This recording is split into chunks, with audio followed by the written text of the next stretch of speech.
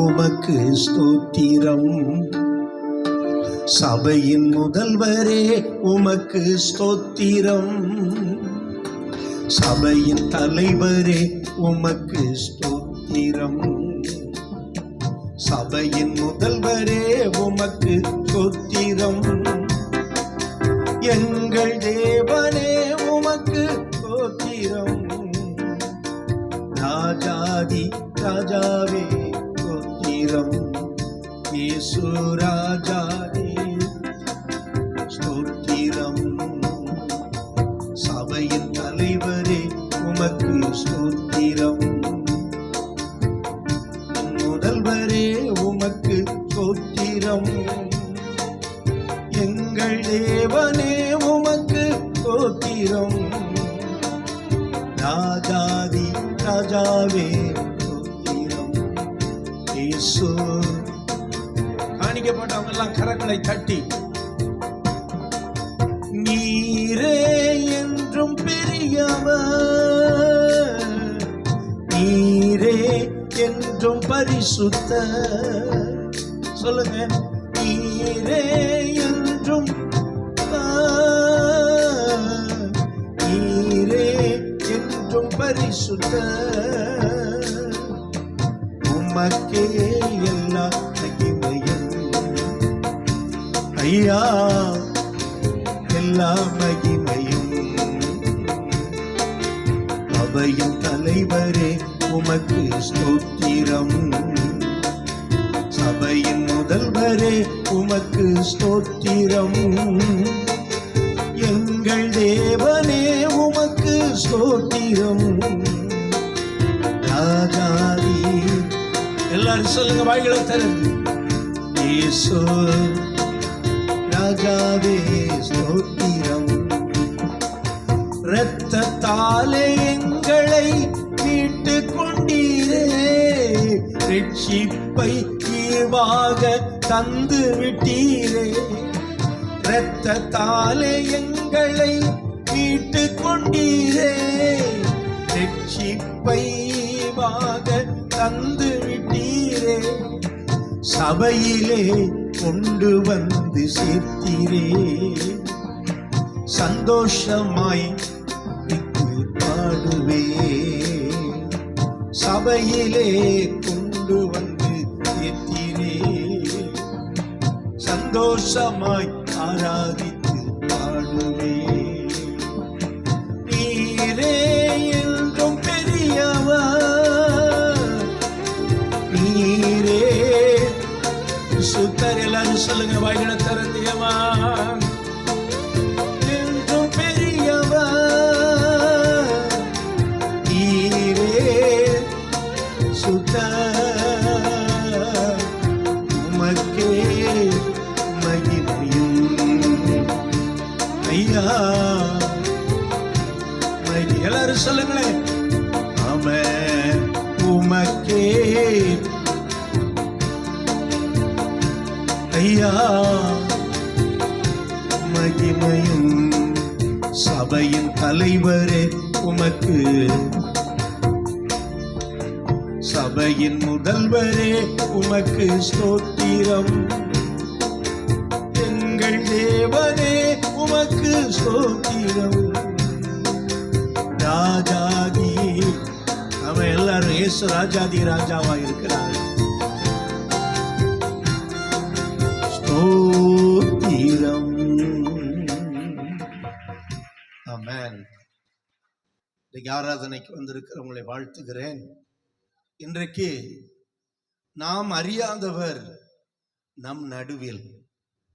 எல்லாரும் சொல்லுங்க, நாம் அறியாதவர் நம் நடுவில் என்கிற தலைப்பிலே ஆண்டவருடைய வார்த்தையை தியானிக்க போகிறோம். யோவான் எழுதின சுவிசேஷம் 1ஆம் அதிகாரம் 26வது வசனம். யோவான் 1ஆம் அதிகாரம் 26வது வசனம். நான் ஜலத்தினாலே உங்களுக்கு என்ன செய்கிறேன்? ஞானஸ்நானம் கொடுக்கிறேன். நீங்கள் அறியாத ஒருவர் உங்கள் நடுவில் இருக்கிறார். எல்லாரும் சேர்ந்து அந்த வசனத்தை எடுத்து வாசிங்க பார்க்கலாம். நீங்கள் அறியாத ஒருவர், அதை மட்டும் வாசிங்க. எல்லாரும் சத்தமா சொல்லுங்க. ஆமா, நீங்கள் அறியாதிருக்கிற ஒருவர் உங்கள் நடுவில் இருக்கிறார். அல்லேலூயா. அந்த அறியாதிருக்கிறவரை அறிவிப்பதற்கு தான் ஆண்டவர் யோவானை தெரிந்தெடுத்தார். அல்லேலூயா. அவன் கர்த்தருக்கு வழியை ஆயத்தம் பண்ணும்படி வந்தான், அறியாதவரை ஜனங்களுக்கு அறிவித்தான். அல்லேலூயா. அருமையானவர்களே, இன்றைக்கு நாம் ஆராதிக்கிற ஆண்டவர் நம் நடுவில் இருக்கிறவராக இருக்கிறார். அல்லேலூயா. ஆமென். சில நேரம் அவர் நமக்கு அறியாதவராக இருக்கிறார். ஏனென்றால் God is, amen, spirit. God is spirit. யோவான் 4:24 சொல்லுகிறது, தேவன் எப்படி இருக்கிறார்? ஆவியா இருக்கிறார். ஆவியா இருக்கிறவரை நம்மால என்ன செய்ய முடியாது? பார்க்க முடியாது. ஆனால் அவர் நம் நடுவில் இருப்பதை நாம் உணர முடியும். அல்லேலூயா. ஆமென். நீங்கள் அறியாத ஒருவர் இங்க இருக்கிறார், உங்கள் நடுவில் இருக்கிறார். பாருங்க, யோவான்கிட்ட திரளான ஜனங்கள் ஞானஸ்நானம் பெற வர்றாங்க. அவன் சொல்றான், நான் வெறும் தண்ணீர்ல தான் ஞானஸ்நானம் கொடுக்கிறேன், ஆனா எனக்கு பின் வருகிறவர் என்னிலும் வல்லவராய் இருக்கிறார். அவர், ஆமென், உங்களுக்கு பரிசுத்த ஆவியினாலேயும் அக்கினியினாலேயும் ஞானஸ்நானம் கொடுப்பார். நீங்கள் அறியாதிருக்கிறவர் அவர். நீங்கள் அறியாதிருக்கிறவர் உங்கள் நடுவில் இருக்கிறார். அல்லேலூயா. அருமையானவர்களே, அந்த ஜனங்களுக்கு அவர் அறியாதிருக்கிறவர், ஆனால் ரட்சிக்கப்பட்ட நமக்கு அவர் அறிந்திருக்கிறவர். அல்லேலூயா. ஒரு நாள் சீஷர்கள் ஒருவன் வந்து ஆண்டவர்கிட்ட, இயேசு கிட்ட கேட்கிறான், ஆண்டவரே, பிதாவை எங்களுக்கு காண்பியும், அது போதும் அப்படிங்க. ஏன்னா இயேசு கிறிஸ்து பிதாவோட என்ன செஞ்சுக்கிட்டே இருந்தாரு? உறவாடி கொண்டே இருந்தார், பேசி கொண்டிருந்தார். அவர் என்ன சொன்னாரோ அதை தான் நான் செய்யறேன் அப்படின்னு சொல்லி பிதாவை முக்கியப்படுத்தினார். அதனால இந்த சீசர்களுக்கு பிதா எப்படி இருப்பாரு, அவரை பார்த்தா கொஞ்சம் நல்லா இருக்குமே அப்படின்ட்டு அவன் இயேசுவினிடத்துல வந்து அந்த சீஷன் கேட்கிறான், பிதாவை காண்பியும், பிதாவை எங்களுக்கு காண்பியும், அது எங்களுக்கு போதும். அல்லேலூயா. உடனே இயேசு சொன்னாரு, பிலிப்புவே, நீங்க இவ்வளவு காலம் நான் உங்களுடனே இருந்தும் நீ என்னை அறியவில்லையா? என்னை கண்டவன் பிதாவை கண்டான். அல்லேலூயா. இப்ப சொல்றாரு, இத வேற யாராவது கேட்டிருந்தா வேற மாதிரி பதில் சொல்லி இருப்பாரு. ஆனா கேள்வி கேட்டது யாரு? 3 வருஷம் கூட இருந்த சீசன். அவன் கேட்கிறான், எங்களுக்கு நீர் யாரை காட்ட வேண்டும்?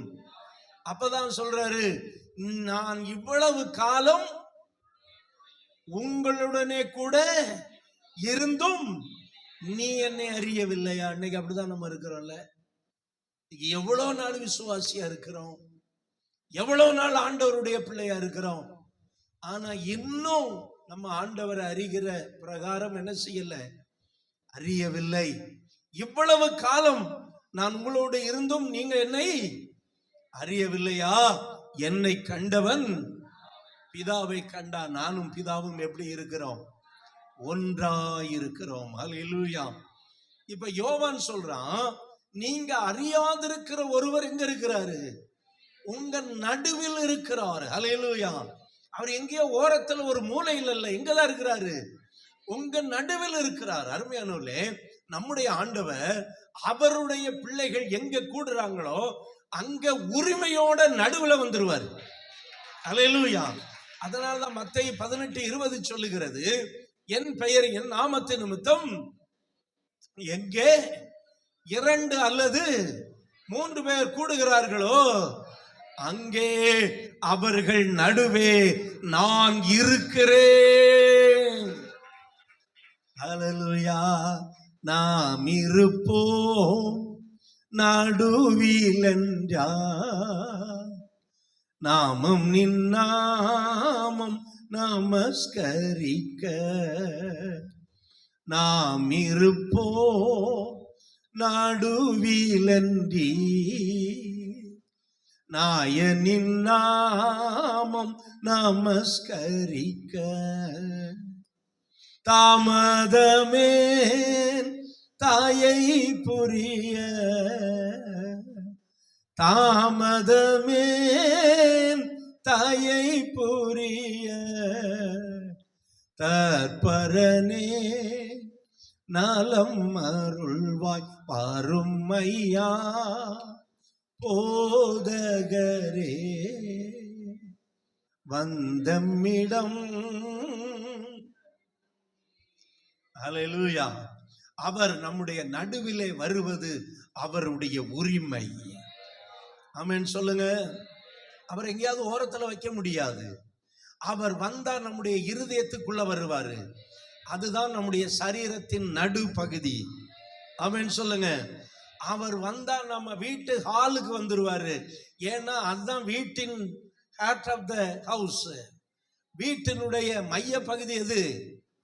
ஆமென். நம்ம கூடுற ஹாலு, பிரேயர் பண்ற ஹாலு. ஆமென். ஆண்டவர் நம்ம எங்க இருந்தாலும் அங்க நடுவில் தான் வருவார். அது அவருடைய உரிமை. ஆமென் சொல்லுங்க பார்க்கலாம்.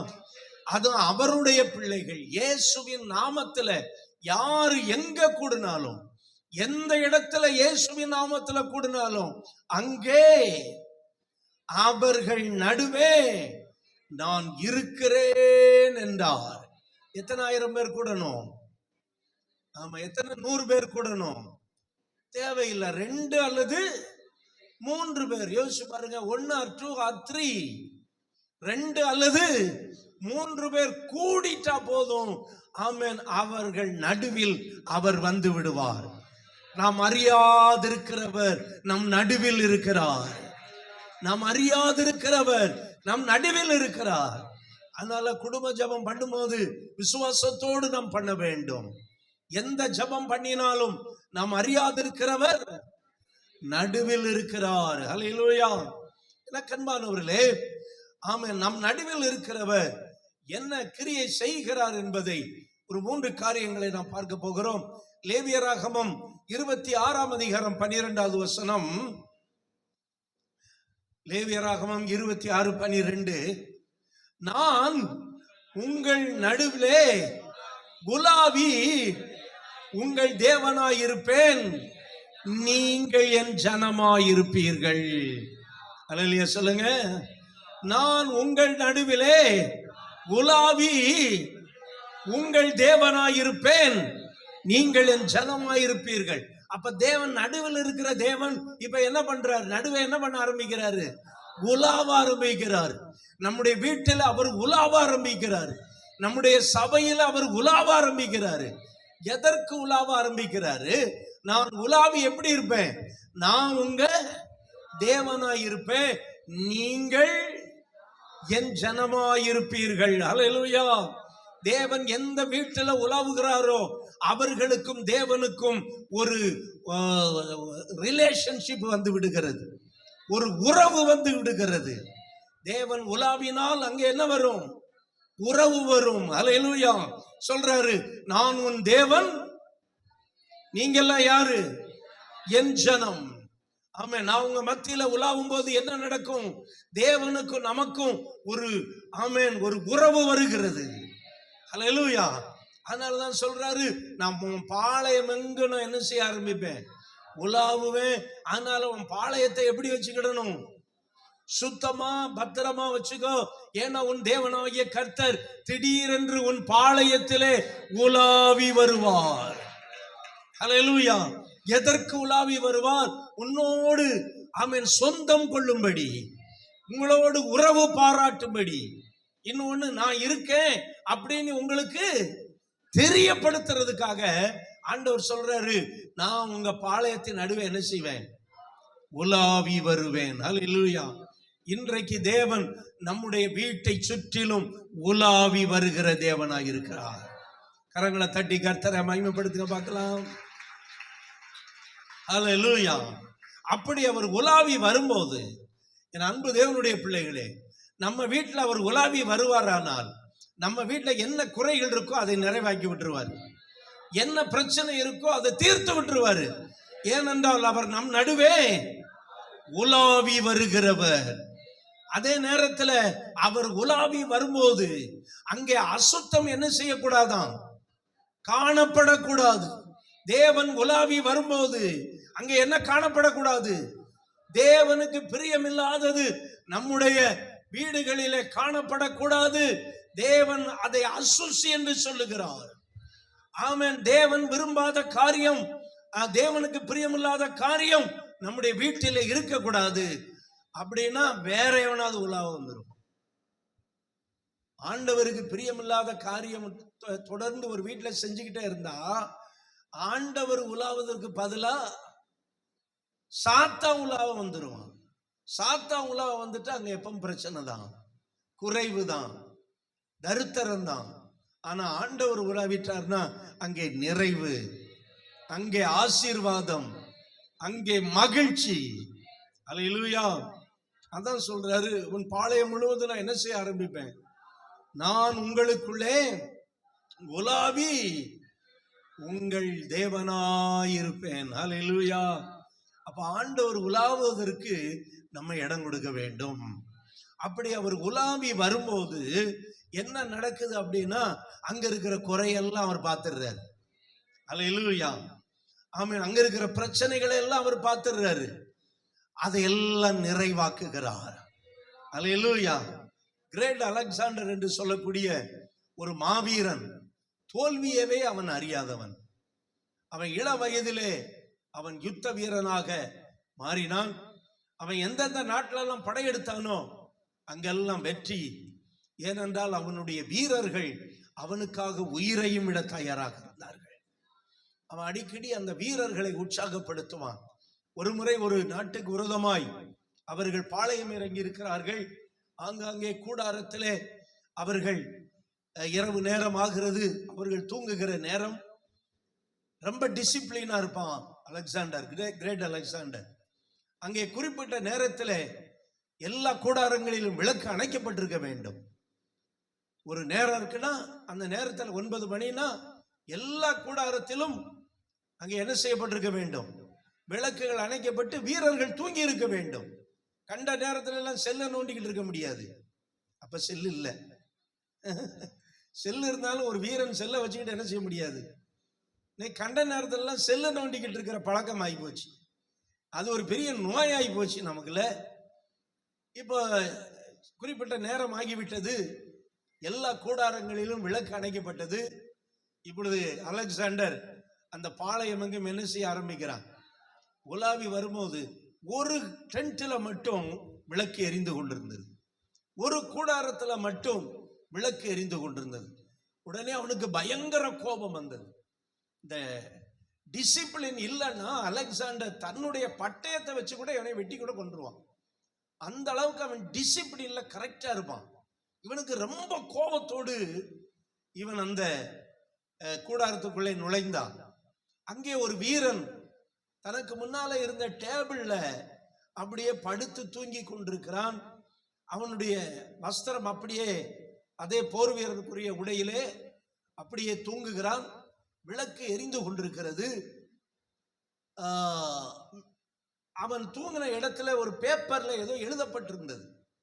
அலெக்சாண்டர் மெதுவாய் போய் அவன் என்ன எழுதி வைத்திருக்கிறான் என்று கவனிக்கிறான். அப்படி அவன் இவன் தூக்கி கொண்டிருக்கிறான். அப்படி கவனிக்கும் போது அந்த இளம் வீரன் தன்னுடைய பிரச்சனைகளை அதில் எழுதியிருந்தான். அவன் ஒரு ஏழை குடும்பத்தில் இருந்து இந்த இராணுவத்தில் சேர்ந்திருக்கிறான். எனக்கு வீட்டில் இவ்வளவு பிரச்சனை இருக்கு, இவ்வளவு கடன் இருக்கு. கடைசியில் என்ன எழுதியிருக்கிறான், இதையெல்லாம் கொடுத்து தீர்ப்பது யார், இதையெல்லாம் கொடுத்து தீர்ப்பது யார். இப்பொழுது அலெக்சாண்டருக்கு கொஞ்சம் கொஞ்சமாக கோபம் குறைந்தது. அவன் மேல ஒரு கருணை தோன்றியது. அவன் தன்னுடைய பேனாவை எடுத்து அந்த பேப்பர்ல எழுதினான், கிரேட் அலெக்சாண்டர். அல்லேலூயா, கிரேட் அலெக்சாண்டர் அப்படின்னு எழுதினான். இலக்கன்பானவர்களே, என்ன நடந்தது? காலையிலே அந்த வீரன் பதறி போனான். அவன் நினைத்தான் நமக்கு மரண தண்டனை நிச்சயம் என்று நினைத்தான். ஆனால் அந்த வீரனை அலெக்சாண்டர் கூப்பிட்டு அவனுடைய தேவைகளுக்கு எல்லாவற்றையும் கொடுத்து உதவினான் என்று ஒரு குறிப்பு சொல்லுகிறது. ஒரு அலெக்சாண்டரால் அதை செய்ய முடியுமானா, வானத்தையும் பூமியையும் படைத்த ஆண்டவரால அதைவிட நம்முடைய வாழ்க்கையில செய்ய முடியும். அல்லேலூயா. நம் மத்தியிலே அவர் உலாவி வருவாரானால் நம்ம கிட்ட இருக்கிற பிராபலத்தை எல்லாம் நீக்கி விடுவார். நம்ம கிட்ட தேவைகளை எல்லாம் அவர் சந்திப்பார். நம்முடைய குறைவுகளை எல்லாம் அவர் நிறைவாக்குவார். அல்லேலூயா. அதனால சோர்ந்து போகாதீங்க. ஆமென். கவலைப்படாதீங்க. திடீரென்று உங்கள் பாளையத்திலே உலாவுகிற சத்தம் கேட்கும். அல்லேலூயா. சில நேரம் அவர் வரலாம், இல்ல தேவதூதன் வரலாம். மானசீர் என்கிற கிராமத்துல ஒரு ஜெப வீட்டை நடத்தி வருகிறோம். அதுக்கு எதிரிகள் என்ன பண்ணுவாங்க, 4 முறை நம்முடைய குழாயை உடைச்சிட்டாங்க. இப்ப தண்ணி இல்லாம ரொம்ப கஷ்டமா இருக்கிறது. 4 முறை சரி செய்து கொண்டு இருந்தோம், அதையெல்லாம் உடைச்சு போட்டாங்க. அப்புறம் அங்க இருக்கிற பூட்டுல அவங்க எப்போ திறக்கிறோமோ திறந்து பூட்டின உடனேயே சின்ன சின்ன ஆணிகளை வச்சு அடிச்சு இந்த பூட்டை திறக்க விடாதபடி பண்ணிடுவாங்க. மன உளைச்சலுக்கு ஆளாக்கிடுவாங்க. அதுக்கிட்டே ஒரு கட்டிங் பிளேயர் வாங்கி வச்சிருக்கிறோம் 170 ரூபாய்க்கு. அந்த கட்டிங் பிளேயரை கொண்டு போய் தான் அந்த ஆணியெல்லாம் ஒன்று ஒன்றா உருவிட்டு தான் திறக்க முடியும். ஆனால் 1 மாதத்துக்கு முன்னாடி அங்கே போய் ஊழியம் செஞ்சுட்டு அங்கே ஒரு வீட்டில் ஜெப கூட்டம் நடத்தினோம். ஜெப கூட்டம் நடத்தும் போது பரிசுத்த ஆவியானவர் அங்கே இறங்கினாங்க. அல்லேலூயா. அப்பொழுது அந்த ஆவியில நிரம்பி ஜெபித்தோம். ஆண்டவரே, அந்த இடத்தை சுற்றிலும் நீர் உலாவுவீராக. உருவின பட்டயத்தோடு உம்முடைய தேவ தூதன் உலாவுவாராக. அல்லேலூயா. சில நேரம் தெரிவிழா ஜெபிக்கும்படி கர்த்தர் நம்மளை வைப்பாரு. நம்மளை அறியாமலே பரிசுத்த ஆவியானவர் நம்மை ஜெபிக்க வைப்பார். ரோமர் 8ஆம் அதிகாரம் சொல்லுகிறது, வாக்கு கடங்காத பெருமூச்சுகளோடு வல்லமையோடு பரிசுத்த ஆவியானவர் ஜெபிக்க வைப்பார். அன்னைக்கு ஜெபித்த ஜெபம் இன்னைக்கு வர அந்த எதிரியால அந்த ஆலயத்துக்கு கிட்ட கூட போக முடியல. until today. இப்ப வர நான் இப்ப போயிட்டு வந்தோடனே கேட்பேன், அங்க எதுவும் டிஸ்டர்பன்ஸ் ஒன்றும் இல்லை, கிட்ட நெருங்க விடல. அங்க கர்த்தருடைய தூதன் உலாவி கொண்டிருக்கிறான். அல்லேலூயா. அருமையானவர்களே, எனக்கு ரொம்ப ஆச்சரியம். இப்போ 1 மாசத்துக்கு மேல ஆச்சு, டெய்லி டிஸ்டர்ப் பண்ணுவாங்க. அப்புறம் ஒரு நாள் போய் அந்த பூட்டை அடிச்சு பார்த்துருக்காங்க, உள்ள ஆணியே ஏறலையா. அல்லேலூயா. ஆமா, நம்ம ஜெபிக்கிற எல்லாம் தேவ தூதன் பின்னால இருந்து மண்டையில போட்டுருவான். கர்த்தருடைய தூதன் அவனை அடித்தான். யார? ஏரோது அடிச்சான். நம்ம ஆட்களை யாரையும் அடிக்க மாட்டான். விரோதியை கூட அவன் லேசா தட்டி தான் விடுவான். ஆமேன்னு சொல்லுங்க. ஆமேன். இன்னைக்கு 4 மாவடி என்கிற இடத்துல 7 நாட்கள் 12 மணி நேரம் ஜபம், உபவாச ஜபம். நம்முடைய NPN தலைவருக்கு ஆண்டவர் அதை வெளிப்படுத்தினார். போன திங்கட்கிழமை நாங்க போய் நடத்தி முடிச்சுட்டு வந்துட்டோம். எதற்குனா, அந்த 12ஆம் அதிகாரத்துல, அப்போஸ்தலர் 12ஆம் அதிகாரத்துல உள்ள சம்பவம் நிறைவேறதுக்கு. என்ன சம்பவம்? பேதுருவையும் கொல்லும்படி ஏரோது அவனை ரோம சிறைச்சாலையில, இது குறித்து அடுத்த வாரம் நான் உங்களுக்கு பிரசங்கம் பண்ணுவேன், அதனால இதை லைட்டா சொல்றேன். இப்ப என்ன நடக்கும் அப்படின்னா, சிறைச்சாலையிலே நம்முடைய சகோதரர்கள் தேவையில்லாம இருக்கிறாங்க. அவங்களை எல்லாம் கர்த்தர் வெளியே கொண்டு வரணும். அல்லேலூயா. தேவனால கூடாத காரியம் ஒன்றுமில்லை. தேவன் நிச்சயம் அதை செய்வார். அவர் உலாவ ஆரம்பிச்சார்னா சத்துருக்கள் நடுங்க ஆரம்பிப்பாங்க. ஆமென். தேவன் உலாவ ஆரம்பிச்சிட்டார்னா அங்க மாற்றங்கள் உண்டாகும். இங்க எதற்கு உலாவுகிறார்? நான் உங்கள் தேவனாயிருப்பேன், நீங்கள் என் ஜனமாயிருப்பீர்கள். அதுக்கு தான் நான் உலாவுறேங்கிறார். அல்லேலூயா. நான் எதற்காக உங்களோடு உலாவுகிறேன்? நான் உங்களுக்கு எனக்கு என்ன வரணும்? ஒரு உறவு வர வேண்டும், ஒரு ஐக்கியம் வர வேண்டும். அதனால தேவனுடைய பிள்ளைகளே, உங்க வீட்டுல தேவன் தாராளமாய் உலவுவதற்கு இடம் கொடுங்க. அவர் வந்தார்னா நம்மளுக்கு அவருக்கும் இன்னும் கொஞ்சம் உறவுகள் பலப்பட ஆரம்பிச்சிடும். அல்லேலூயா. நான் உங்கள் தேவனாய் இருந்தால் நீங்கள் எப்படி இருப்பீர்கள்? என் ஜனமாய் இருப்பீர்கள். அப்ப அவருடைய ஜனம் எப்படிப்பட்ட ஜனம்? அவருடைய ஜனம் வானத்தையும் பூமியை உண்டாக்கின கர்த்தராலே ஆசீர்வதிக்கப்பட்ட ஜனம்.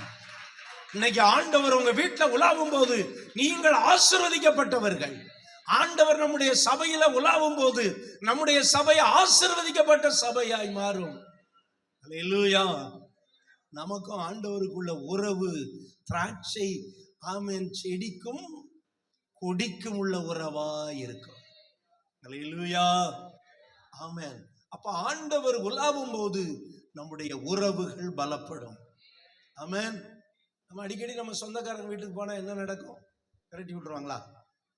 என்ன நடக்கும்?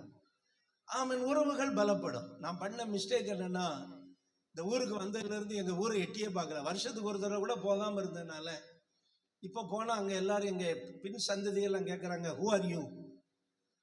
And anybody ask this question, who are you? நீங்கள் யாரானு எவிடுத்தாள். நான் பிறந்த ஊரு, நான் வளர்ந்த ஊரு, அங்க எல்லாம் பண்ண ஊரு. இப்ப அங்க போனா நிறைய பேருக்கு என்ன தெரியல. ஏனென்றால் அங்க உலாவாம போனதான் பிரச்சனை. அதனால உங்க சொந்த பந்தம் எங்க இருந்தாங்க, அது எப்பமாவது போய் என்ன செஞ்சுட்டு வாங்க, உலாவிட்டு வாங்க. என்ன பலப்படும். அப்படி உலாவிட்டே வந்தீங்கன்னா நீங்க ஒரு நாள் உலாவிட்டு வரும்போது அவங்க சொல்லுவாங்க, நீங்க எங்க போறீங்க? அந்த சர்ச்சுக்கு நானும் வரேன் அப்படிமாங்க.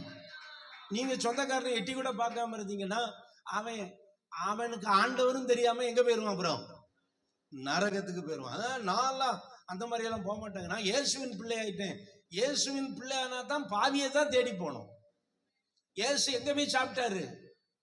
ஆயக்காரரோடும் பாவிகளோடும் விபச்சாரம் பண்ற பொம்பளை கூட அவங்க கிட்ட கூட போய் சாப்பிடுறாரு. அந்த காலத்துல அது ஒரு பிசினஸா வச்சிருந்தாங்க, நீ பைபிள்ல இருக்கு. அதனாலதான் எல்லாருக்கும் கோபம் வந்துருச்சு. இவர் என்ன இயேசு இப்படியா பண்ணுவாரு? அவர் அவங்களை எதுக்கு போய் பண்றாரு? அவங்கள மாற்றுறதுக்காக. அல்லேலூயா. அப்போ நம்முடைய உறவுகள் பலப்படும். ஆண்டவர் நம்முடைய வீட்டில் வரும்போது, நம்முடைய சபையில உலவி வரும்போது, ஆமென், அவருக்கும் நமக்குள்ள உறவுகள் பலப்படும். ஆமென், சொல்லுங்க பார்க்கலாம். ஆமென். இரண்டாவதாக அற்புதங்கள் நடக்கும். miracle will happen. ஆமென். வேதம் என்ன சொல்கிறது? ஆமென். யோசுவாவின் புத்தகம் 3வது அதிகாரம் 5வது வசனம். யோசுவாவின் புத்தகம் 3வது அதிகாரம் 5வது வசனம்.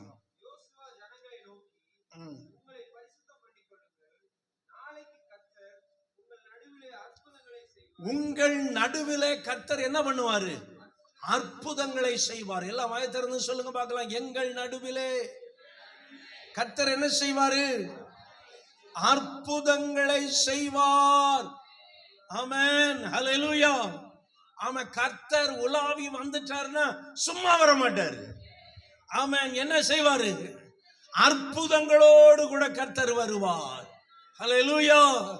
ஆமென். யோசுவா சொல்றான், இன்றைக்கு உங்களை நீங்கள் என்ன செய்து கொள்ளுங்கள்? பரிசுத்தம் பண்ணி கொள்ளுங்கள். நாளைக்கு கர்த்தர் உங்கள் நடுவில் அற்புதம் செய்வார். உங்கள் நடுவில் என்ன செய்வார்? அற்புதம் செய்வார். இயேசு நம்முடைய நடுவில் வந்துட்டாலே அற்புதம் நடக்கும். ஆமென், ஹல்லேலூயா. ஆமா. ஆனா அங்க என்ன நடக்கும்? நீங்கள் என்ன செய்ய வேண்டும்? அவர் உங்கள் நடுவில் வர்றதுக்கு சொல்லுங்க, என்ன செய்யணும்? வாய் திறந்து சொல்லுங்க, என்ன செய்யணும்? ஆமென். பரிசுத்த,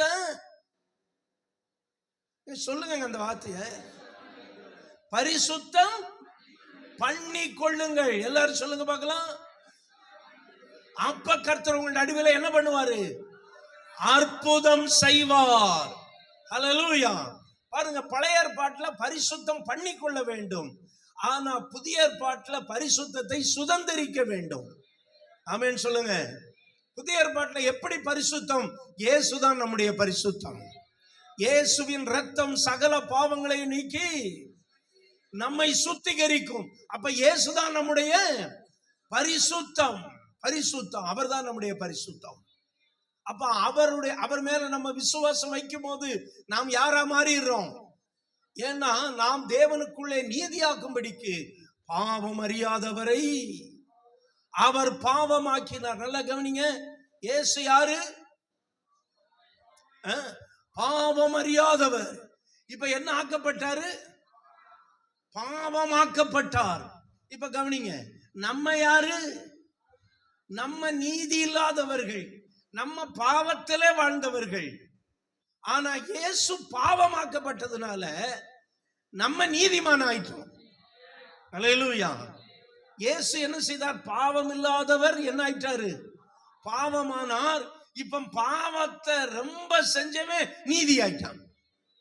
பாவம் செஞ்சவர் யாராயிட்டாரு? பாவம் செய்யாதவர் யாராயிட்டாரு? பாவியானார். ஆனா பாவம் செஞ்சவன் எப்படி ஆயிட்டான்? ஆமென். பாவம் செய்யாதவர் பாவியாக்கப்பட்டு பாவியை நீதிமானாக்கி விட்டார். அப்ப நம்முடைய நீதி நம்முடைய கிரியைகளில் அல்ல, நம்முடைய நீதி நம்முடைய தேவனிடத்தில் இருக்கிறது. அதனாலதான் 1 கொரிந்தியர் 1:31 சொல்லுகிறது, அவரே தேவனால் நமக்கு ஞானமும் மீட்பும் நீதியும் பரிசுத்தமுமானார். அப்ப நம்ம பரிசுத்தம் யாரு? சொல்லுங்க. இயேசுதான் நம்முடைய பரிசுத்தம். இயேசுவின் மேல விசுவாசம் வச்சோம்னா நம்ம யாரா மாறிடுறோம்? நம்ம பரிசுத்தமா மாறிடுறோம். நம்ம பாவம் நம்மளை விட்டு எல்லாம் ஓடி போயிருது. ஆமென். ஆனா பழைய ஏற்பாட்டுல உங்களை பரிசுத்தம் பண்ணி கொள்ளுங்கள். ஆனா புதிய ஏற்பாட்டுல உங்களை பரிசுத்தமாக்குகிறவர். அல்லேலூயா. ஆண்டவருக்கு ஒரு பெயர் இருக்கிறது, யெகோவா மெக்காதேஸ். யெகோவா மெக்காதேஸ்னா என்ன அர்த்தம்? எல்லாம் வாயை திறந்து சொல்லுங்க. உங்களை பரிசுத்தமாக்கும் கர்த்தர். உங்களை பரிசுத்தமாக்கும் கர்த்தர். ஆமென். நம்மளா பரிசுத்தம் அடைய முடியாது. நம்மளை பரிசுத்தமாக்குற ஒருத்தர் இருக்கிறார். அவர் மேல நம்ம என்ன செய்யணும்? விசுவாசம் வைக்கணும். அவருடைய இரத்தத்தினால நம்ம என்ன செய்யப்படணும்? கழுகப்படணும். இப்ப ஆமென், உங்களை நீங்களே பரிசுத்தம் பண்ணி கொள்ளுங்கள், உங்கள் நடுவிலே அற்புதம் செய்வார். நம்முடைய ஆண்டவர் நம்முடைய குடும்பங்களை இன்னும் அற்புதம் செய்ய போறாரு. எத்தனை பேர் விசுவாசிக்கிறீங்க? அற்புதத்தை நாம் பார்க்கணும்னு சொல்லுங்க. Lord, I want to see the miracle. அந்த அற்புதங்களை நான் என்ன செய்யணும்? நாம் பார்க்கணும், அதை உணரணும், அதை அனுபவிக்கணும். கர்த்தர் நல்லவர் என்பதை, அல்லேலூயா, அதே நேரத்தில் கர்த்தர் அற்புதமானவர் என்பதையும் ருசித்து பார்க்கணும். கானா ஒரு கல்யாண வீட்டுல கர்த்தர் நல்லவர்னு ருசிச்சாங்களா? கர்த்தர் அற்புதர்னு ருசிச்சாங்களா? கர்த்தர் அற்புதர். ஆமென். அல்லேலூயா. தண்ணீரை, ஆமென், அங்கே அற்புதம் நடந்தது. இப்ப கானா ஒரு கல்யாண வீட்டுல அந்த மணவாளன், ஆமென், அந்த தண்ணீரா திராட்சரசமாய் மாறின தண்ணீரை ருசி பார்த்த போது, எல்லாரும் சொல்லுங்க பார்க்கலாம். நல்லா வாயை திறந்து சொல்லுங்க, நல்லா சொல்லுங்க. ஆமென். எப்படி நம்ம சில காரியங்களை ருசி பார்க்கிறோமோ அதுபோல கர்த்தருடைய அற்புதங்களையும் ருசி பார்க்க வேண்டும். ஹல்லேலூயா. கர்த்தர் என்னுடைய வாழ்க்கையிலே, என்னுடைய குடும்பங்களிலே செய்கிற அற்புதங்களை நான் என்ன செய்ய வேண்டும்? ருசித்து பார்க்க வேண்டும். ஹல்லேலூயா. சொல்லுவாங்கல்ல, ருசி கண்ட போன விடாது. அதே மாதிரிதான் நம்மளும் ருசி பார்த்துட்டோம்னா என்ன செய்ய மாட்டோம்? விடாம அதை தின்னுக்கிட்டு கிடப்போம் இல்லையா? ஆமா. அப்ப என்ன பண்ணணும்? இயேசு அற்புதர்னு நம்ம என்ன செய்யணும்? ருசித்து பார்க்க வேண்டும். இயேசுவினுடைய அற்புதங்களை ருசித்து பார்க்க வேண்டும். ஹல்லேலூயா. இயேசு என் வாழ்க்கையிலே அவர் அற்புதங்களை செய்ய இன்றைக்கு உயிரோடு கூட இருக்கிறார். அதை நான் எப்படி பார்க்கணும்? Oh, taste and see that the Lord is miraculous. Hallelujah. Oh, ருசித்து பார், அவர் நல்லவர். ஆமென். ருசித்து பாருங்கள். எதை ருசித்து பாருங்க? அவருடைய அற்புதங்களை. ஆண்டவரே, நீ அற்புதங்களை செய்யணும். ஆண்டவரே, என் வாழ்க்கையில அற்புதங்கள் என்ன செய்யணும்? நடக்கணும். எல்லாமே நம்ம மேனுவலாவே செஞ்சிடக்கூடாது. ஏன்னா அப்பதான் நம்மகிட்ட பணம் இருக்குல்ல. ஒரு காலத்துல காசு இல்லாம இருந்தப்போ கர்த்தர்னோம். இப்ப காசு வந்த போது நம்ம கர்த்தர் கொஞ்சம் பின்னாடி போயிட்டாரு. நிறைய பேருக்கு பின்னாடி போயிட்டாரு.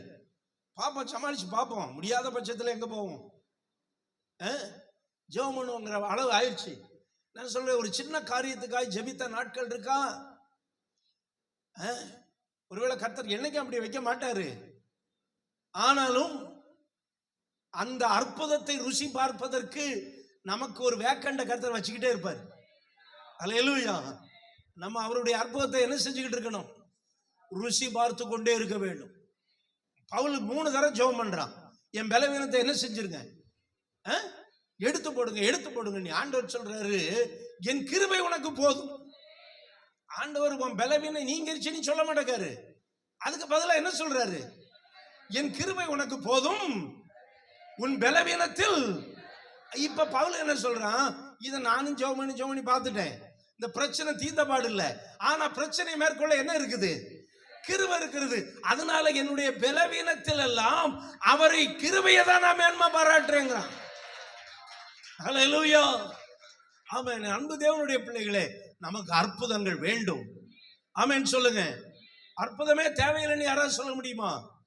சொல்ல முடியாது. அற்புதம் வேணும். சொல்லுங்க. என் வீட்டுல அற்புதம் நடக்கணும், என் வாழ்க்கையில் அற்புதம் நடக்கணும், எங்க சபையில் அற்புதம் நடக்கணும். அதுன்னு நான் என்ன செய்யணும்? கர்த்தர் சொல்றார், உங்களை பரிசுத்தப்படுத்திக் கொள். எப்படி பரிசுத்தப்படுத்துறது? இயேசுதான் என் பரிசுத்தம், இயேசுதான் என் பரிசுத்தம். ஹல்லேலூயா. ஆமென். இப்ப நியூஸ்ல கேட்டேன் நானு, அமெரிக்கா ஆஸ்திரேலியாவை ஃபுட்பால்ல ஜெயிச்சிச்சான். அந்த அமெரிக்க வீரர்கள் எத்தனை கோல் போட்டாங்க தெரியல, கோல் போட்டு ஜெயிச்சிட்டாங்க. உடனே அமெரிக்கா முழுவதும் செலிப்ரேட் பண்றாங்க. எப்படி? யுஎஸ்ஏ யுஎஸ்ஏ அப்படின்னு கத்த ஆரம்பிக்கிறாங்க. ஆனா கிரவுண்ட்ல விளையாண்டது எத்தனை பேரு? ஒரு ஃபுட்பால்ல எத்தனை பேர் விளையாடுவாங்க தெரியாதா? ஒரு டீமுக்கு எத்தனை பேர்? ஒரு டீமுக்கு 22 பேர். ஆமா, 11 பேர் தான் உள்ள விளையாண்டா. ஒரே நேரத்தில் எத்தனை பேருக்கு ஒரே நேரத்தில் கோல் அடிக்க முடியும்? சொல்லுங்க, எத்தனை பேர் அடிக்க முடியும்? ஒருத்தன் தான் அடிக்க முடியும். இப்ப ஒருத்தன் கோல் அடிக்கிறான். ஆமா, அந்த கோல் கரெக்டா போகுது. உடனே எல்லாரும் என்ன ஆர்ப்பரிக்கிறாங்க? சொல்லுங்க, வெற்றின்னு ஆர்ப்பரிக்கிறாங்க. எல்லாத்துக்கும் ஏசேவா? நான் ஒருத்தன் தானே கோல் அடிக்கிறான்னு. எவனோ ஒருத்தன் கோல் அடிக்கிறான், ஏதோ ஒரு டீம் கோல் அடிக்குது. இப்ப என்னாச்சு? வெற்றி வெற்றி ஆர்ப்பரிக்கிறாங்க. இப்ப அமெரிக்கா ஜெயிச்சத உலகம் முழுவதும் என்ன பண்றாங்க? ஆர்ப்பரிக்கிறாங்க. அது போலதான் இயேசு சிலுவையில் ஜெயித்தார். அல்லேலூயா. அவர் ஒருவராய் ஜெயித்தார். இன்னைக்கு உலகமே ஆர்ப்பரிக்கிறது. உலகமே சொல்லுது, ஜீசஸ், இயேசுதான் என்னுடைய பரிசுத்தம். எல்லாரும் சொல்லுங்க பார்க்கலாம்.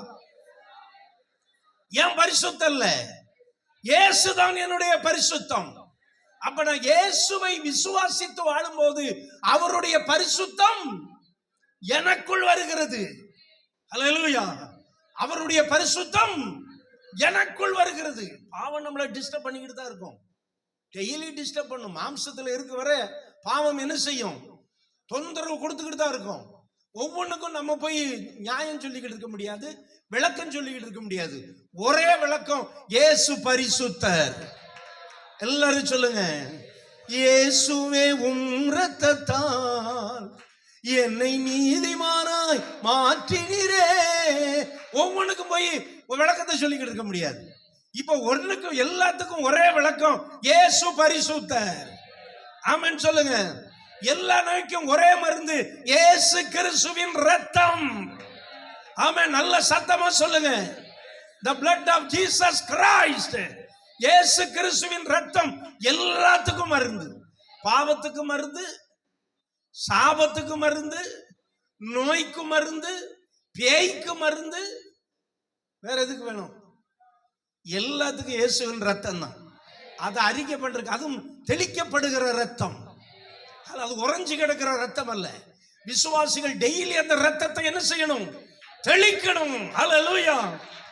ஆமென். அது இன்னைக்கும் பவர் உள்ளதாக இருக்கிறது. அதுதான் நம்மளை பரிசுத்தப்படுத்துகிறது. இப்ப யோசுவா சொல்றான், நீங்க உங்களை என்ன செய்து கொள்ளுங்கள், ஆனால் கர்த்தர் என்ன செய்வார்?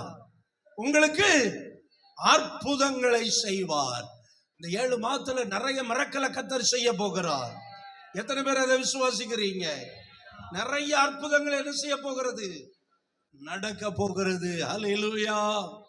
ஆமா, நம்ம விசுவாசிக்கும் போது தேவன் கிரகிக்க கூடாத அற்புதத்தை செய்வார். யோபுவின் புத்தகத்தை படிச்சுட்டு வரும்போது யோபுவுக்கு 3 நண்பர்கள் இருந்தாங்க. அவங்க கொஞ்சம் ஏஜ்டு பீப்புள்.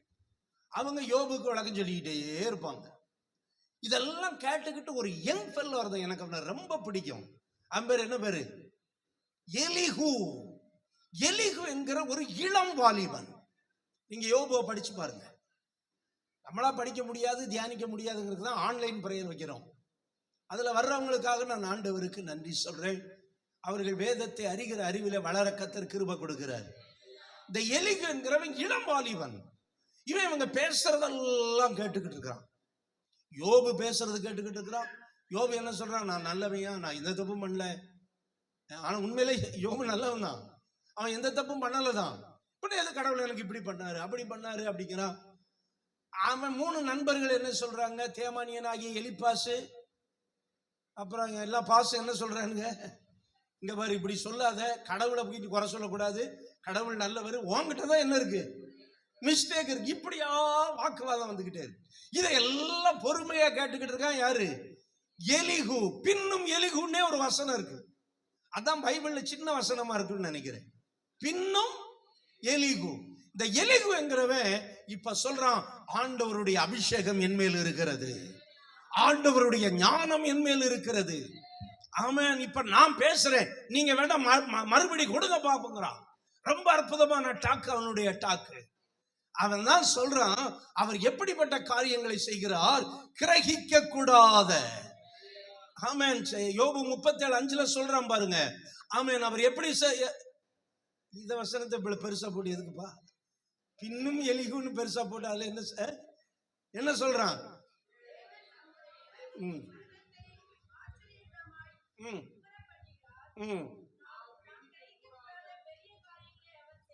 அப்படியெல்லாம் ஒரு பாட்டு இருக்கு, அதெல்லாம் பாடுங்க. கிரகிக்க முடியா காரியங்கள் செய்வீரே. கிரகிக்க முடியாத காரியத்தை கர்த்தர் செய்ய போறார். அப்படின்னா என்ன அர்த்தம்? நம்மளால அண்டர்ஸ்டாண்ட் பண்ண முடியாத மிரக்கல் கோயிங் டு ஹேப்பன். விசுவாசிங்க, அவரை விசுவாசிங்க, விடாதீங்க. உலாவி வாங்க ஆண்டவரே. ஆமென். எங்க நடுவில் நீர் என்ன செய்யும்? உலாவி வாரும். அல்லேலூயா. ஆமென். அவர் உலாவி வரும்போது என்ன நடக்கும்? கிரகித்து கொள்ள முடியாத அற்புதங்கள் நடக்கும். அல்லேலூயா. 3வதாக அவர் அக்கினியிலே உலாவுகிறார். எங்க உலாவுறாரு? அக்கினியிலே. ஆமென். நம்முடைய பாளையத்திலே உலாவி வருகிறவர். ஆமென். இப்போ அக்கினி நடுவிலே உலாவுகிறார். அல்லேலூயா. ஆமென். சாத்ராக், மேஷாக், ஆபேத்நேகோ என்பவர்களை தூக்கி எங்க போடுறாங்க? அக்கினி சூளையில போடுறாங்க. அது எல்லாருக்கும் கொடுக்கிற பனிஷ்மெண்ட காட்டிலும் 7 மடங்கு என்ன செய்யப்பட்டது? சூடாக்கப்பட்டது. அருமையானவர்களே, என்ன நடந்தது? அந்த அக்கினி சூளைக்குள்ள கட்டப்பட்டு எரியப்பட்ட அந்த 3 எபிரேய வாலிபர்களும் உள்ள என்ன செய்து கொண்டிருக்கிறார்கள்? உலாவி கொண்டு. கட்டு மட்டும்தான் வந்தது, முடி கூட கருகல. சில நேரம் இப்படிப்பட்ட மிரக்கெல்லாம் கர்த்தர் வருநாள்ல செய்ய போறார். அல்லேலூயா. கிரகிக்க கூடாத அற்புதங்கள் பாருங்க. அந்த 3 வாலிபர்களையும் தூக்கிட்டு போறாங்க குண்டர்கள். அவங்க அந்த அக்கினி சூளை கிட்ட போன உடனே அந்த தீயினுடைய தாக்கம் என்ன ஆயிற்று? இவங்க மேல தாக்கி இவன் செத்து விழுந்துட்டான். இவன் அவங்கள உள்ள எரிஞ்சிட்டு இவன் என்ன ஆயிட்டான்? அவங்கள உள்ள போட்டான். இவன் பின்னால செத்து போனான். உள்ள விழுந்த 3 பேரும் அந்த கை காலு கட்டி இருக்கு, நல்ல ட்ரெஸ் பண்ணி இருக்கிறாங்க. ஏன்னா அவங்க அரசாங்க அதிகாரிகள், அவங்க அந்த யூனிஃபார்மோட இருக்கிறாங்க. இப்ப அக்கினிக்குள்ள என்ன செஞ்சுக்கிட்டு இருக்கிறாங்க? உலாவி கொண்டிருக்கிறாங்க. இந்த அரச நேபுகாத்நேச்சர்ங்கிறது பாக்குறான். பார்த்தா எல்லாம் கரிஞ்சி சாம்பல் கூட கிடைக்காதுன்னு பார்த்தா அவனுங்க 3 பேரும் என்ன செஞ்சுக்கிட்டு இருக்கிறாங்க? அப்படியே உலாவிக்கிட்டு இருக்கிறாரு. உற்று பார்த்தா இன்னொரு ஆள் அங்க இருக்கிறாரு. அல்லேலூயா. இவன் பாக்குறான், பார்த்துட்டு கத்துறான், என்னடா இது 3 பேர் தானே போட்டோம், உள்ள யாரு இருக்கா? இன்னொருத்தர் இருக்கிறான். அவரை பார்த்தா தேவகுமாரனுக்கு ஒப்பாய் இருக்கிறார். அவர் தான் நம்முடைய ஆண்டவர். அவர்தான் நம்முடைய ஆண்டவர். நீங்க அக்கினியில போனாலும் அங்கேயும் அவர் உலாவுவார். அல்லேலூயா. தண்ணீரை கடக்கும் போது அவர் கூட இருப்பார். அக்கினியில நடக்கும் போது நீ வேகாதிருப்பாய். அறியாதவர் ஆமென் நம்மளை அற்புதமாய் பாதுகாக்கிறவர். அறியாதவர் அதிசயங்களை செய்கிறவர். அல்லேலூயா. ஆமென். நாம் அறியாதவர் நமக்குள்ளே உலாவி வருகிறவர். அல்லேலூயா. எனக்கு அன்பானவர்களே, இன்னைக்கும் சில அக்கினி எரிந்து கொண்டுதான் இருக்கிறது. அதுதான் சோதனை. இன்னைக்கு நிறைய விசுவாசிகள் ஆமென் கஷ்டத்திலையும் கவலையிலையும் இருக்கிறாங்க. கர்த்தரை தேடுற பிள்ளைகளுக்கு சோதனைகள் இருக்கு. ஒரு சிலர் தப்பிச்சிட்டாங்க. வறுமை இருக்கு, கஷ்டம் இருக்கு, இன்னும் இல்லாம உறவுகள் இழந்த நிலைமையில இருக்கிறாங்க. ஆனா கர்த்தர் சொல்றாரு, நீ அக்கினியில இருந்தாலும் நான் உங்கூட இருக்கிறேன். அல்லேலூயா. வாலிப நாட்கள்ல என்ன ரொம்ப தொட்ட பாடல்ல ஒரு சரணம் இதுதான். முச்செடி போல பற்றிடுமே மோசமடையாய் நீ முற்றிலுமே.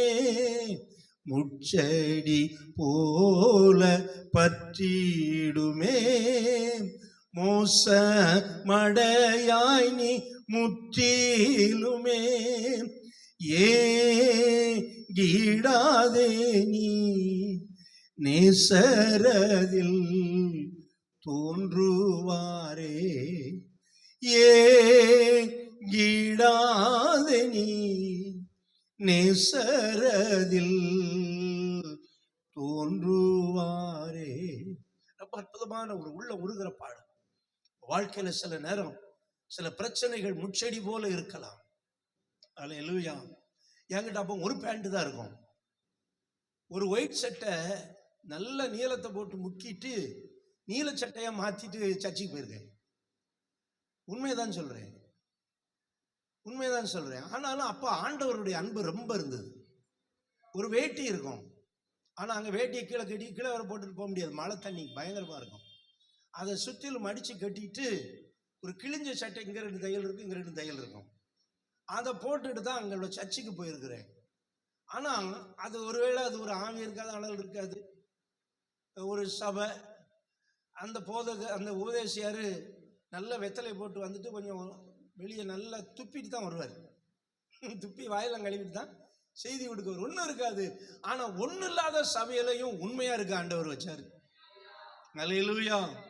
அவன் எந்த மழை அடிச்சாலும் சரி, எந்த மழை பெஞ்சிட்டு 6 மாசம் ஊத்தும் மழை, அப்படி இருந்தும் அங்க கொஞ்சம் மக்கள் இருக்கிறாங்க. குடையை பிடிச்சிட்டு அல்லது கொங்காணியை போட்டுக்கிட்டு அந்த இடத்துக்கு ஓடி வந்துருவாங்க.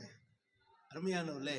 ஆனா அப்படிப்பட்ட நேரங்கள் எல்லாம், பண கஷ்டம் இருந்த நேரங்கள்ல, முடுக்க உடையில்லாத இருந்த நேரங்கள்ல அவருடைய அன்பு ரொம்ப அளவில்லாம இருந்தது.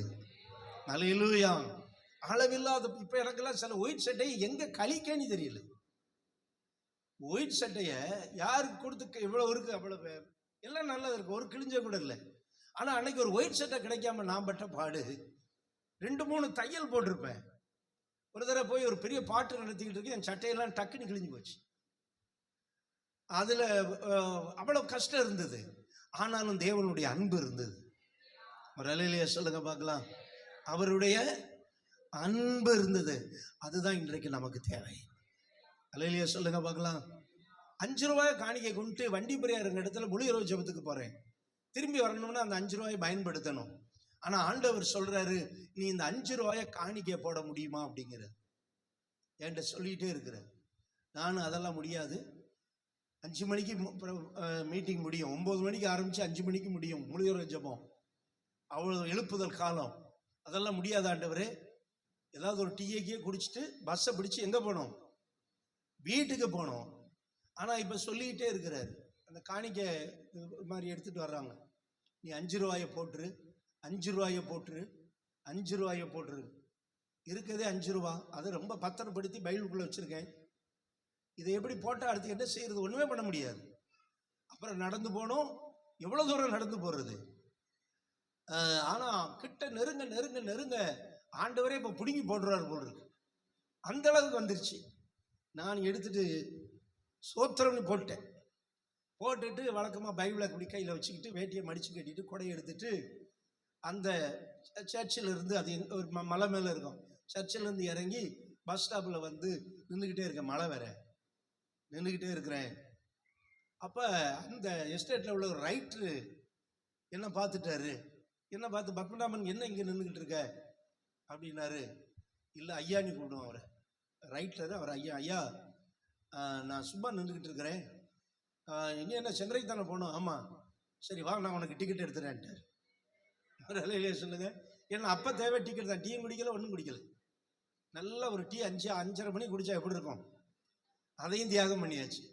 இப்போ டீ இருந்தால் குடிக்க முடியலை, எல்லாமே இருக்கு. அப்புறம் செங்கரில் வந்து பஸ் இறங்கிச்சு, சோத்திரத்தோடு வந்துட்டேன். அப்போ எங்கள் அம்மா கிட்ட சொன்னேன், அம்மா இது என்ன ஆண்டவர் இந்த புடுங்க கொடுக்குறாரு, 5 ரூபாயை குடுன்னு கேட்டு பிடிக்கிட்டாரு.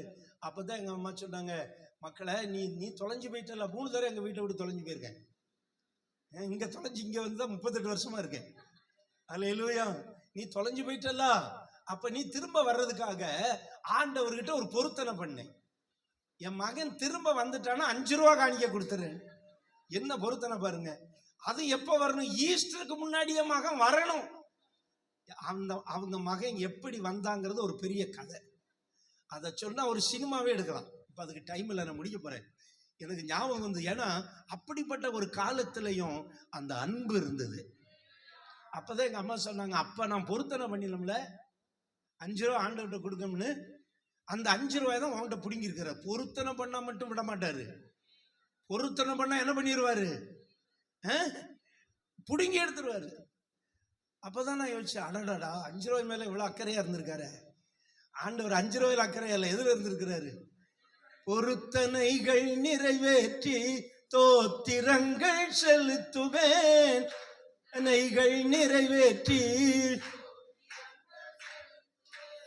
ஆராதித்து உம்மை உயர்த்துவே, நம்புங்கப்பா. ஆமா, கேளுங்க ஆண்டவர், ஆண்டவரே நான் செய்வேன்யா, என்ன நம்புங்கய்யா, நம்பி தொலைங்கன்னு சொல்லுங்க. அல்லேலூயா. அவன் நம்மளை நம்பிட்டாருன்னா எல்லாம் நமக்கு தந்துடுவாரு. இந்த 3 பேரும் அவங்க சொல்றாங்க, என்ன அக்கினியில போட்டாலும் அங்கே இருப்பாரு ஆண்டவர், நாங்கள் ஆராதிக்கிற எங்கள் ஆண்டவர் எங்களை தப்புவிக்க வல்ல ஈன பெரிய ஆளு போடா. அல்லேலூயா. இப்பதான் பாக்குறான், அரண்டு போயிட்டான். 4வது ஒரு ஆள் உலாவிக்கிட்டு இருக்கிறாரு. அது எப்படி உலாவுறானுங்க, அந்த சினிமால ஸ்லோ மோஷன்ல வருவாங்க பாத்தீங்களா, அப்படியே உலாவுறது. அப்படி உலாவிக்கிட்டு இருக்கானுங்க. எதுக்குள்ள? அக்கினிக்குள்ள நீச்சல் அடிக்கிறான். எது மாதிரி?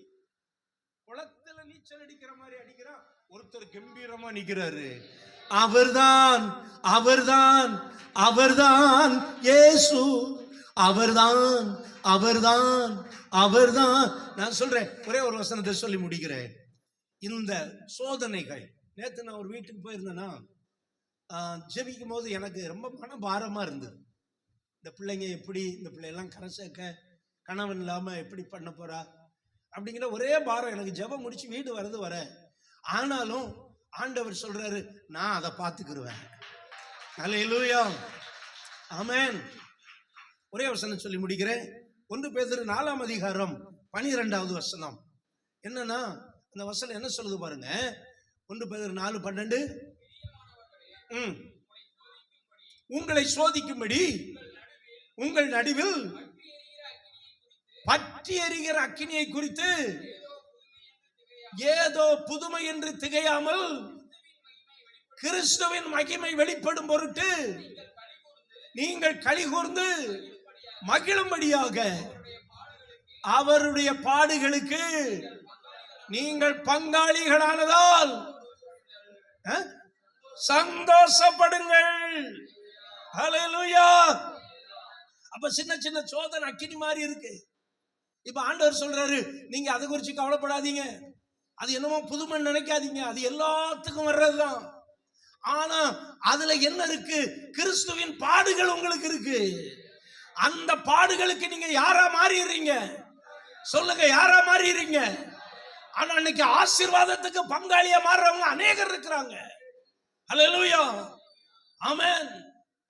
ஆனா பாடுகளுக்கு யார் பங்காளியா மாறுறது? கூடார பண்டிகைக்கு பங்காளி ரொம்ப பேர் இருக்கிறாங்க நம்ம சபையில். அன்னைக்கு 120 பேர் ஃபுல்லா, சர்ச் ஃபுல்லா. ஆனா உபவாச கூடத்துக்கு யார் பங்காளியா இருக்கிறது? சொல்லுங்க. உன் பாடுகளுக்கு நம்ம யாரா மாறிடுறோம்.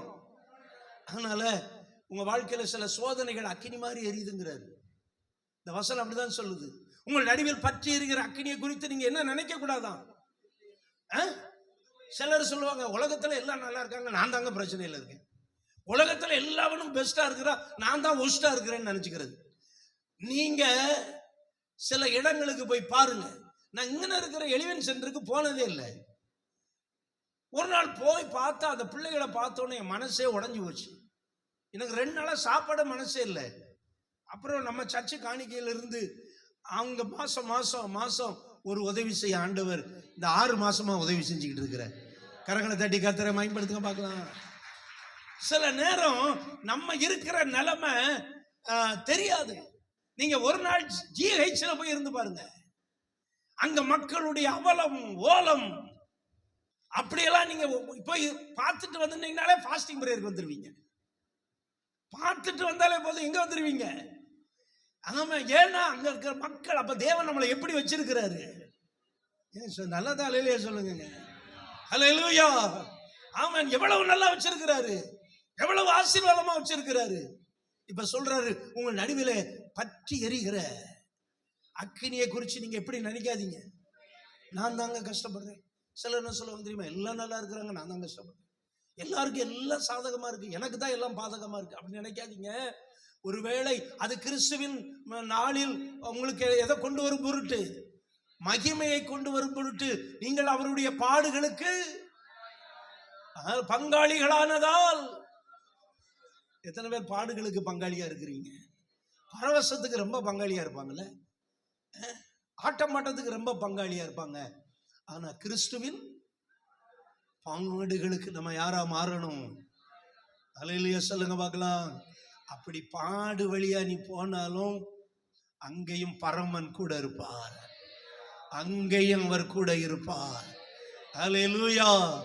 அக்கினியில நடந்தாலும் அவர் கூட இருப்பார். அப்படியே ஜெபிக்க போகிறோம். அக்கினியில் நடந்து வந்தோ, ஆனால் சேதம் ஒன்றும் கையப்பா. தண்ணீரை வந்தோ, நாங்கள் மூழ்கி போக லையப்பா. உங்க கிருபை ஆமென் தும்பிலகலப்பா. சொல்லுங்க ஆமென். எங்கள்